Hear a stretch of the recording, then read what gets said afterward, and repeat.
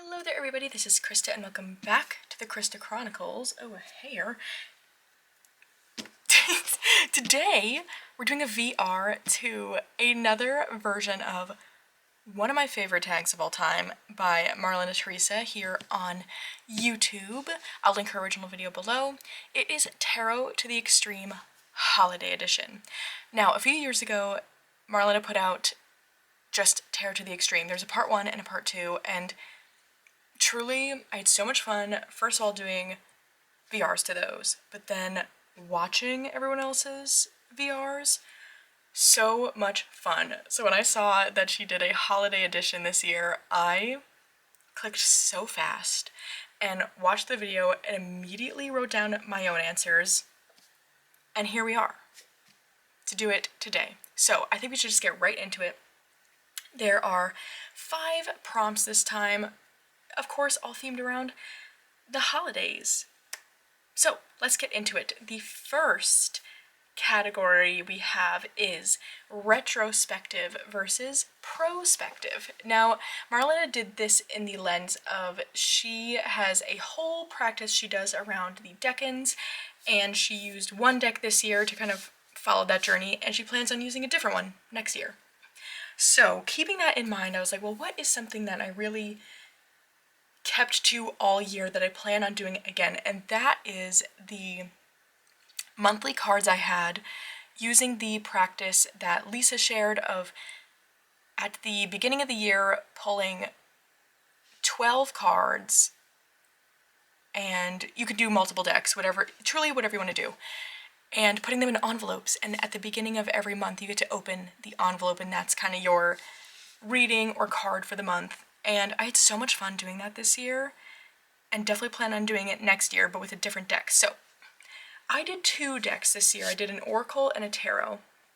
I have just the Oracle today because from that practice, I really discovered that to me, having an Oracle for the whole month felt the most productive. I don't know why. So my deck for this year was the Song of the Grandmothers. This is my old, what's the word? Prototype version. I have the full nice version, but it is kind of packed away a little bit with my summer decks. But I figured I might as well show the deck I was actually using. And so I used Song of the Grandmothers all this year alongside the Gentle Tarot. Not to say I didn't enjoy having the Gentle Tarot out. I really did enjoy it. I do think it did add something, but I am someone who, like, let's zoom in a little bit, I have a hard time remembering to kind of think back to things, and so even though this was out, both the cards were out, I don't know, just like remembering to reflect on those readings wasn't super easy for me.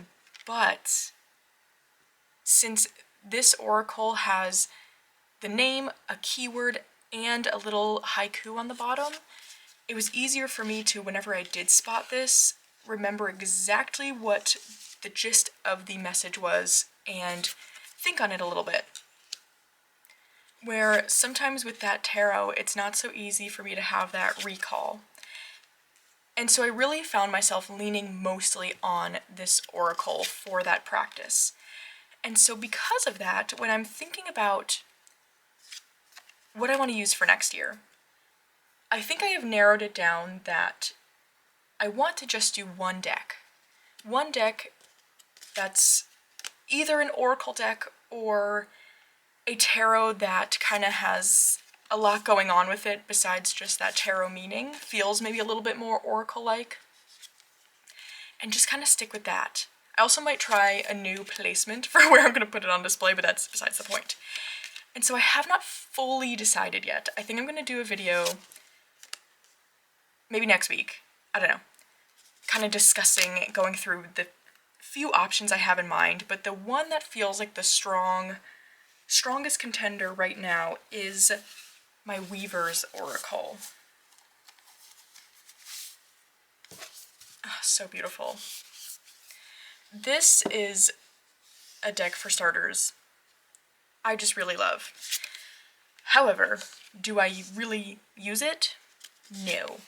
And I think it's because I just haven't quite landed on how it is best used, because it is, at least to me, a very intense oracle in the way of like I need to put a lot of brain power into reading the guidebook entry and then really making sense of it.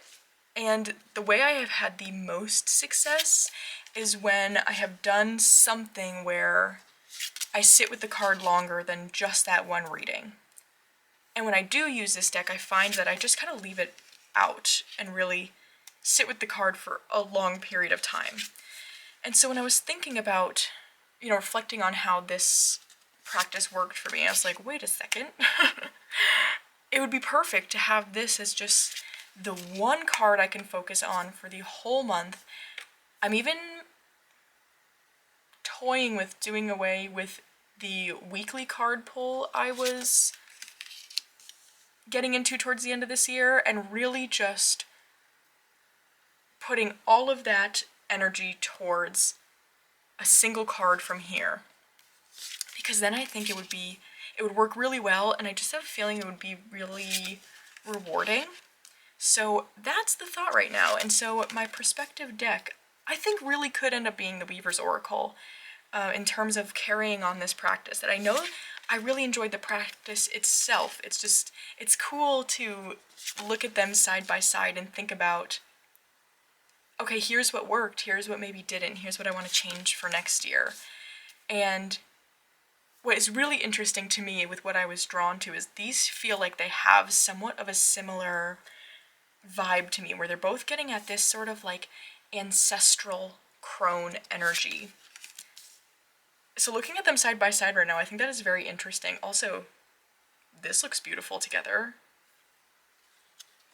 That clearly there is a draw for me to this kind of energy when it comes to something to really sit with. And I did really enjoy using Song of the Grandmothers for this. It was a fantastic deck for this practice. Ugh, ignore this. I ruined this card. I accidentally left it on my printer scanner, because it's right next to my desk, so I tend to just sit things on it. And the scanner, I forget that when it kind of boots up, the scanner goes and realigns itself, and it took the color off. But you know what? Now this deck is very uniquely mine. Anyway, yes, but I like to change it up. And so I'm really proud of myself, though, that I stuck with it for a whole year. Really got so much out of using Song of the Grandmothers. And I think, looking at them now, I really do think of the Weaver's Oracle makes a lot of sense, because I enjoyed this kind of energy, and I think this takes that similar energy, but again, I think if I were to distill the practice just down to this deck, it would be really, really rewarding. So those are my retrospective and prospective decks. We have the Song of the Grandmothers and the Weaver's Oracle. Our next lineup here is Naughty versus Nice. Now, the way I approached this was thinking about, when it came to that word naughty, I was like, well, I don't know, because Marlena put, spoiler alert if you haven't seen her video, but put the Bad Girls Oracle, which is so fun, so on the nose, and I also had quite the moment with that deck this year. And so I was like, well, I could pick that too, but I don't know. I didn't want to repeat. Even though, so genius, so perfect for this. And then I was like, well, do I have anything else I used that feels like that energy? And I just don't. So when I was thinking about this then, I figured out a different way I wanted to approach that naughty category. And I think how I am seeing it is sort of it's a deck that really feels naughty to me, that I'm this deck isn't nice to me. That's how I decided to see it, of this deck is not nice to me. So, my naughty deck is the Power of Surrender cards. Such a great oracle, tells me what I need to hear, but it is not nice about it. And so, yeah, I don't know, it felt like once I thought about it that way, I was like, oh, this is totally my naughty deck. Because it's blunt. It is really, really blunt in what it has to say. I think because the whole theme of the deck is starting with something you need to surrender.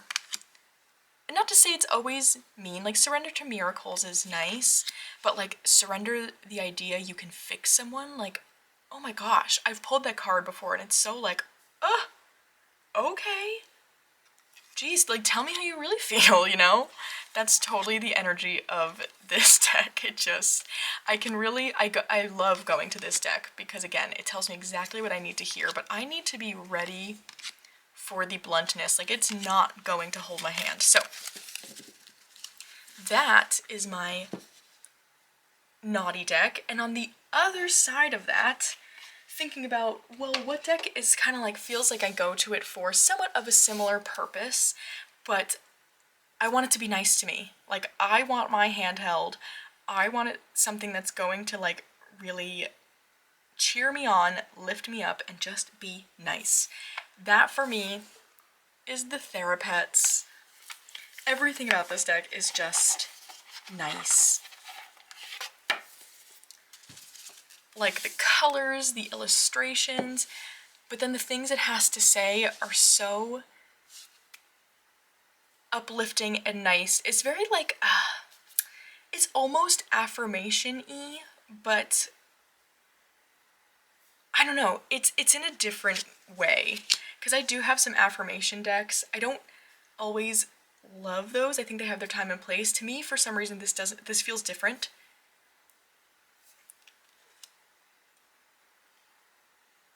Like, okay, let's look at these side by side. I actually think this is really interesting. So we have surrender unhealthy relationships. Very blunt, very to the point. Over here we have, it's okay to be afraid, but as much as you can, please try to act from love rather than from fear. Don't you feel like they could totally be giving the same advice? It's just the wording and the packaging it chooses. Because also to me, these cards feel very harsh in like how the pictures are very like starkly against the background. It's got this very, oh, I don't know what to say. Like the graphic design of it is very harsh. Where this, like everything is like soft and nice and cute and colorful. This is really interesting to look at side by side. Surrender to complete healing. And then over here we have progress is progress no matter how small.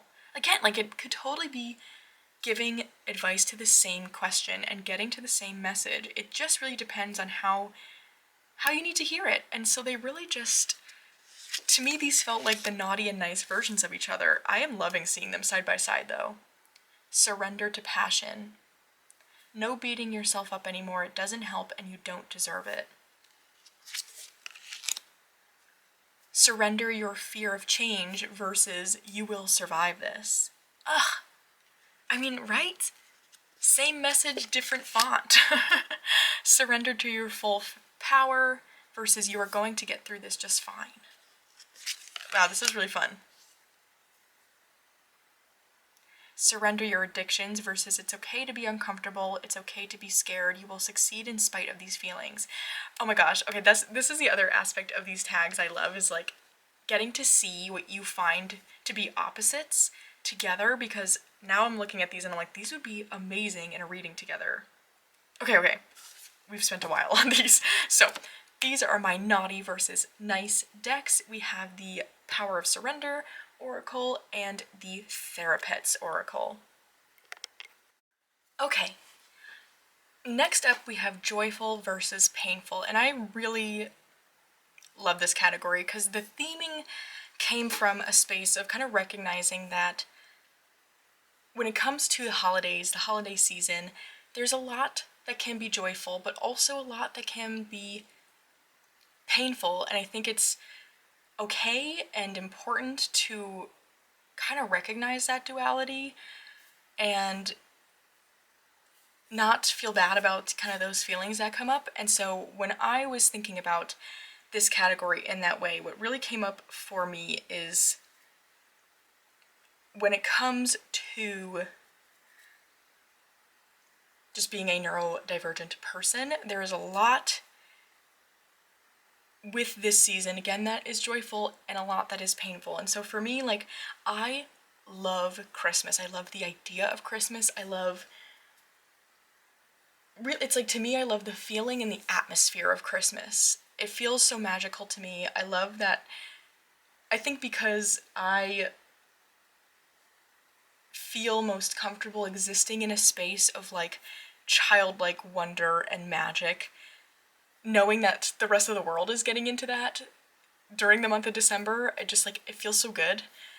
But then on the other side of that, the holidays often comes with a lot of social gatherings, expectations, certain, sometimes like pressure from other people to do certain things. And that can be really, really stressful for me as someone who, like, I function best when my, like, I call them outside activities. Basically, like, any activity I'm doing outside of the home, besides going to work. I find I function best when that can be limited to, like, once a week. That's my ideal. Twice a week, I'm like, okay, but, like, once a week is my ideal. And during the holiday season, it's just not always possible to make that happen. Or it's not easy to make that happen, I should say. And so that can be really hard and come with a lot of consequences for me. So that was sort of the lens I was working with.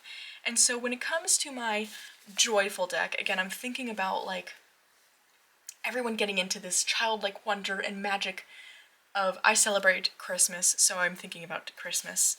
And a deck that really, and again, thinking about that through the lens of, like, my own neurodivergence and the way that I often just kind of feel that in my day-to-day, the deck that really represents that for me is the Playful Heart Tarot. And funny, actually, both decks I am bringing out for this, I have newer copies of, but for some reason, we're just using the OGs. That just felt right. Anyway, so yes, I love color in this deck. I love the way the illustrations are done in this very, like, joyful, childlike way. There's just an exuberance and an excitement, and I never know quite how to describe this feeling, but, like, it's like joy to the point of, like, feeling sparkly inside is kind of how I describe it. And this deck captures that feeling of, like, the way I can feel joy to the point of, like, my insides feel sparkly. I hope that maybe makes sense to some of you, but if not, just maybe think of it as, like, this really intense joy. And often this time of year, when it comes to, like, seeing everyone putting all these beautiful lights up and connecting with these favorite decorations they have and, like, picking out the perfect gift for someone, this deck really reminds me of the feelings that come with that. And so this one really represents that joyful to me. Now, on that painful end,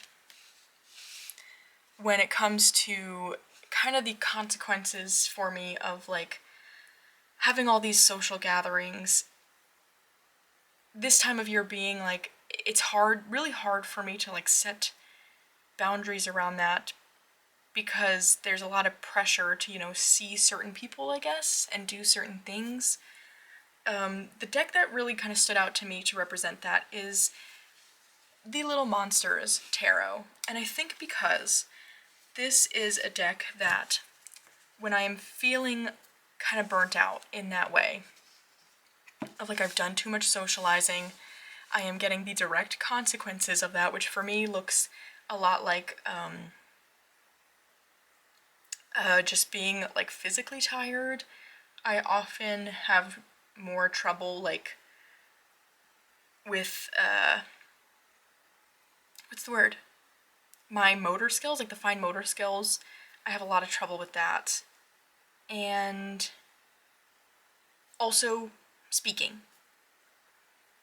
And I've talked about this deck before and how, for some reason, it's just the one that feels right to go to when I'm having moments of where, like, talking is really hard for me. because I do experience, I don't know what the term, if like I'm using this term right. I know as a child I experienced selective mutism. It was seen as just like extreme situational shyness. However, retrospectively, I now know that's what it was, and so I think this could be what happens. I don't know if it's the same thing. Anyway, doesn't matter. And regardless, this is the deck I go to when I'm having moments of like talking feels really hard. And I think it's because these characters to me just feel like they are silent. Like this whole world they're in, I just have this idea of it being really quiet. And like none of these characters really speak. And so I don't know, it just feels like this kind of safe space to go to when I feel like I also can't really speak in the current moment well. And so I think that just represents the painful side of that, because to me, it's a sort of thing where unfortunately I can kind of already start planning for when the holidays are all said and done. I'm gonna have a period of time where some of these skills become harder for me just due to the fact of like I just have done too much. And I know that's something I have to work on I love this card so much, setting better boundaries with in the future. But at the same time, it's this thing of like, while I'm there though, there is this magic to it. There's this magic to like being surrounded by these people and all of us connecting because of this holiday, and I love being in other people's homes and like seeing their decorations and how they go about things in that way. It'd really be a perfect scenario if I could just do that and just like look at everyone's decorations, not talk to anyone, and then just dip. Then it'd be totally cool. But, you know, it's not really how it goes. So yes, this is my joyful versus painful. My favorite card. These decks just really perfectly capture exactly how the holiday season kind of can bring up two different sides of this coin. So, I have my joyful deck with the Playful Heart Tarot and my painful deck with the Little Monsters Tarot. Okay, our next category is color versus color. So any sort of colors that you associate with the holiday season, or any set of colors, I should say, and finding a deck in one and a deck in the other. And I'm gonna follow in suit with Marlena and do red versus green. And for my red deck, I entirely got this idea from Marlena because she didn't use this one, but then, like, while she was flipping through, she was like, oh, I totally could have pulled that out. So, I'm gonna pull that out. And for my red deck, I've got Crimson Asteria. I love this deck so much, and as the name suggests, it is all crimson. Oh, as I, of course, though, pull out the one card that is done in not red.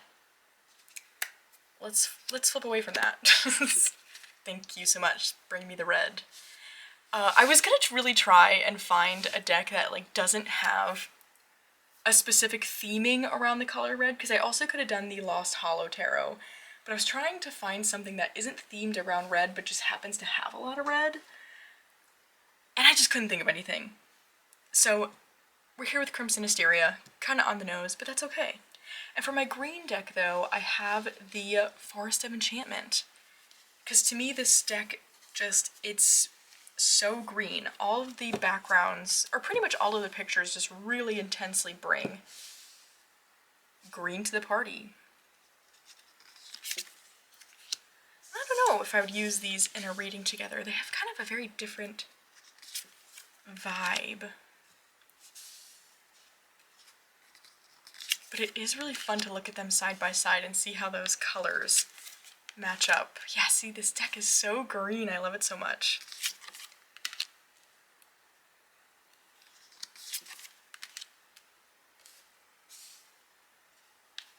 I haven't used the Crimson Asteria much this year. I'm not exactly sure why. I haven't quite landed on where it feels right seasonally for me, and maybe that is why. Because for a little bit, I was like, oh, maybe like, I feel like summer during, especially during like Leo season, it feels like a really good Leo season deck for me. But then I don't really tend to like work astrologically. But then the other part of it, I'm like, well, this red and gold, it could be fun during the holidays. But then I've got, now I do anyway, I've got some specific holiday decks that I really try to like focus my time on, since I'm like the Yuletide Tarot, I'm only going to use during the month of December, so I really focus in on that. I love that deck. So I don't know. I really, really love this. I really also love the Mercury Salt. No, that's not it. What's the other deck? The Meliora? Gosh, the other tarot by this creator. I really like that one. There's just, I like the wonkiness of it, but I love these red tones in here. And then of course, the Force of Enchantment. Top 5 decks for me of all time. I love it so much. I don't need to go on and on about that, because I feel like I do quite often. This is fun. I like seeing this red versus green. Alright, so that is my red versus green deck. We have the Crimson Asteria with the Forest of Enchantment tarot. Okay, last but not least, we have childlike versus grown-up sense of wonder and magic.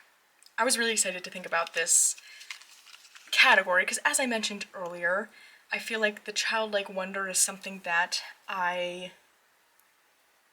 never really gone away for me. It's something that I really kind of like to tap into all the time. And so to think about like, okay, but you know, what do I have that feels like a little bit more of a grown-up way of tapping into that? Anyway, we'll start out with the childlike, and for me, that is the Victorian Fairy Tarot. Anything that had this style of fairy illustration to it, just, it's something that has always drawn me in, and I have always found like such a sense of magic in it. It reminds me a lot of like the Jan Brett picture books. There used to be a lot of those, like this style of fairy decorations. I had a lot of those as a kid, or still do. They're still in my childhood bedroom. But yeah, any kind of, or like, in any book I was reading, if it had this style of fairy in it, I was all in. Something about fairies is something I've just always been really attracted to and drawn to and just really believed in. Especially as a child, there's this thing of like, I know this exact kind of fairy is around. And I still like to think that. But this definitely feels like it represents a childlike wonder to me, because it reminds me a lot of things that I liked to consume as a child and just really believed in. Like, I loved that Thumbelina movie,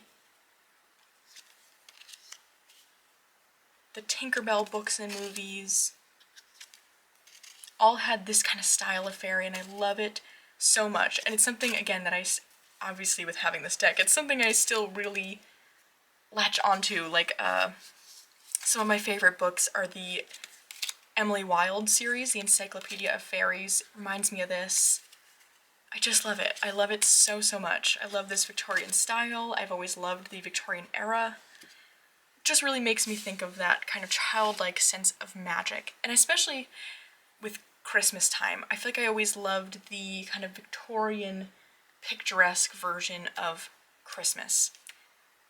Now, my grown-up sense of magic, when I was really thinking about this, what I landed on is sort of how my idea of magic, like where I think it has matured, I guess you can say, is the concept of really finding magic in the day-to-day things.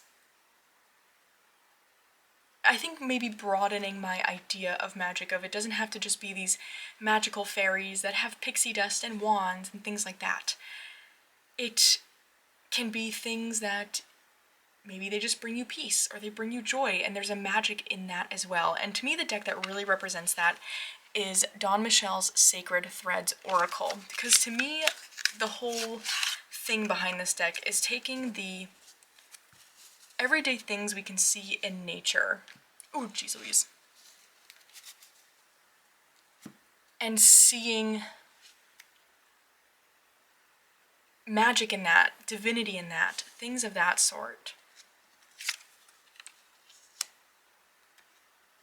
And finding these, I don't know, just it feels like this thing of like slowing down and seeing how really big life themes just show up all the time, all around us. And that's what this deck feels like to me, because all of the images are, it's showing things we can observe in nature. And it's put into this oracle deck to show us the sacred threads between things. Oh, I love these decks together. Ooh, that would be an interesting reading, huh? Of like the everyday, like this is a perfect example. This steaming cup of coffee, looking out into nature with that keyword contentment. Like how there's such magic in our daily cup of coffee or tea or whatever it is you drink in the mornings. No?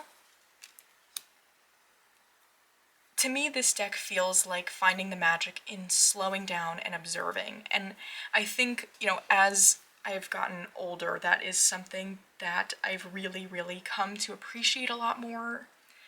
And again, find magic in. Where, as a kid, the magic, it was coming from the space of being really up in the clouds, up in my own world, really, where fairies like this were around all the time, which I think there's absolutely such value to. But what I really like about the Sacred Threads is it feels a lot more grounded, which is also why I think this would be a super cool reading. To maybe pull cards from this deck first, and then it's like, okay, well now how can I bring that up in the clouds sense of magic down to my everyday with these Sacred Threads. Oh, I love that. I think they also look pretty together, right? Super, super cool. Oh, okay. I think that's all I got. This was so much fun. Thank you so much to Marlena for continuing to build on this tag. I think it's genius and so much fun every single time. Yeah, I had a blast. I hope you had fun watching. I'd love to hear, I hope some of you make some VRs, or if you aren't interested in making videos, I'd love to just see in the comments what you would choose, or I don't know if you, sometimes I see people do posts on Instagram as VRs. Yeah, I think that's a cool idea too. Anyways, that being said, that's all I got. So I hope you're having a great day so far, and I'll see you again very soon.